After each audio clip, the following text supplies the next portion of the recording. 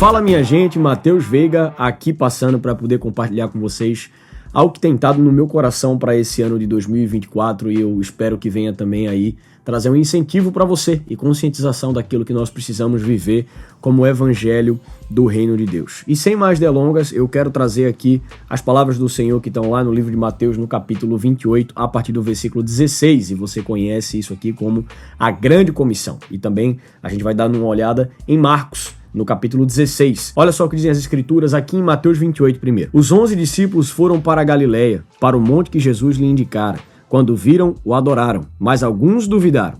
Então, Jesus aproximou-se deles e disse: Foi-me dada toda a autoridade nos céus e na terra. Portanto, vão e façam discípulos de todas as nações, batizando-os em nome do Pai, do Filho e do Espírito Santo.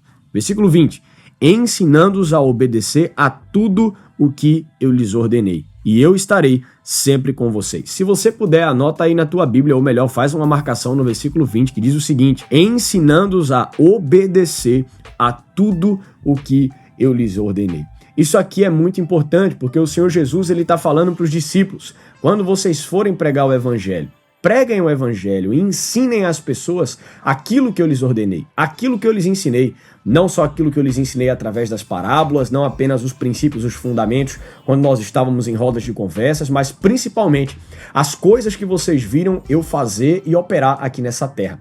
As escrituras vão dizer que Jesus ele ia pelas sinagogas, ele ensinava acerca do evangelho do reino e ele curava os enfermos. E o que isso significa? Significa não apenas trazer o ensino como mestre acerca de princípios e valores, mas principalmente viver daquilo que ele estava ensinando.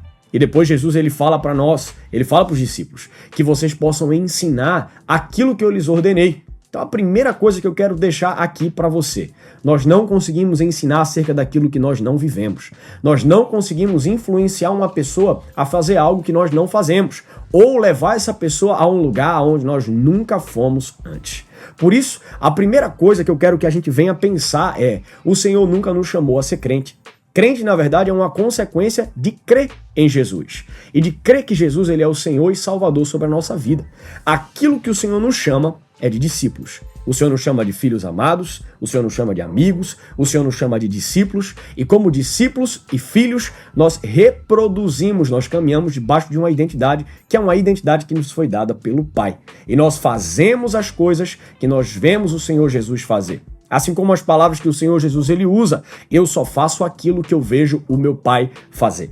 Isso aqui é uma matemática do reino dos céus para mim e para você. Fazer aquilo que nós vemos o Pai fazer. Fazer aquilo que eu e você vemos Jesus fazer. Aquilo que é o testemunho de Cristo que foi deixado para mim e para você. Então, quando de fato nós tomamos a decisão de aceitar Jesus como nosso Senhor e Salvador, nós não estamos tomando uma mera decisão de sermos crentes. Nós estamos tomando a decisão de sermos discípulos. Nós estamos tomando a decisão de fato, entrar no reino dos céus, receber a revelação da identidade que nós temos de filhos e então tomar conhecimento acerca de uma herança celestial que o Senhor deixa para mim e para você. Afinal de contas, a Bíblia diz que nós somos co-herdeiros com Cristo.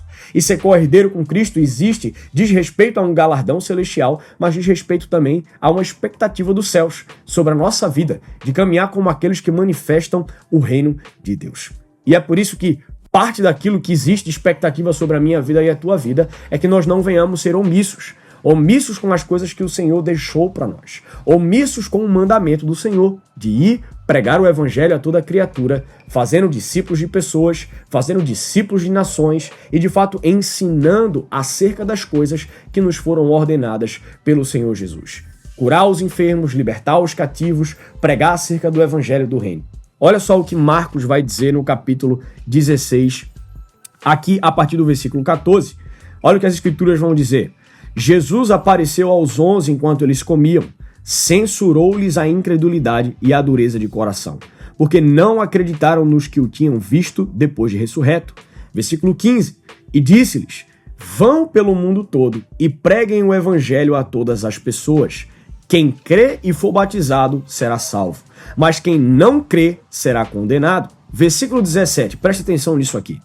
Estes sinais acompanharão os que crerem. em meu nome expulsarão demônios. Isso aqui é uma afirmação. Se nós cremos e caminhamos debaixo dessa narrativa, nós cremos e caminhamos debaixo daquilo que é a ordenança da grande comissão. Olha o que o Senhor diz: quando nós cremos, os sinais nos acompanham, e por isso, no nome do Senhor, nós expulsaremos demônios. Falaremos novas línguas, pegaremos em serpentes, e se bebermos algum veneno mortal, nós não teremos mal algum sobre nós. Nós imporemos as mãos sobre os doentes e estes ficarão curados. Ou seja, se o Senhor Jesus está falando acerca de todas as coisas, porque existe uma expectativa celestial de que nós venhamos curar os enfermos, libertar os cativos. Se nós, na medida que nós caminhamos na nossa fé e nós encontramos adversidades, a consequência da adversidade não vai nos alcançar, porque em tudo o Senhor está nos protegendo.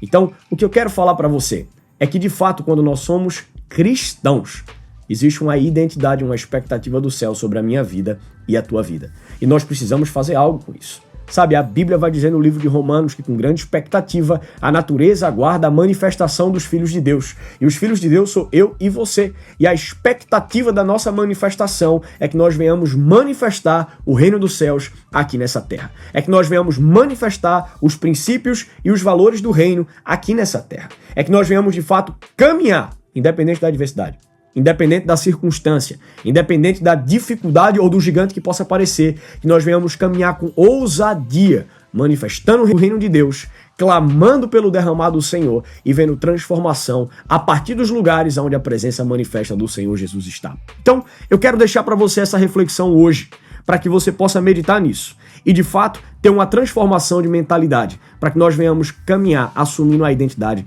que Deus tem para mim e para você.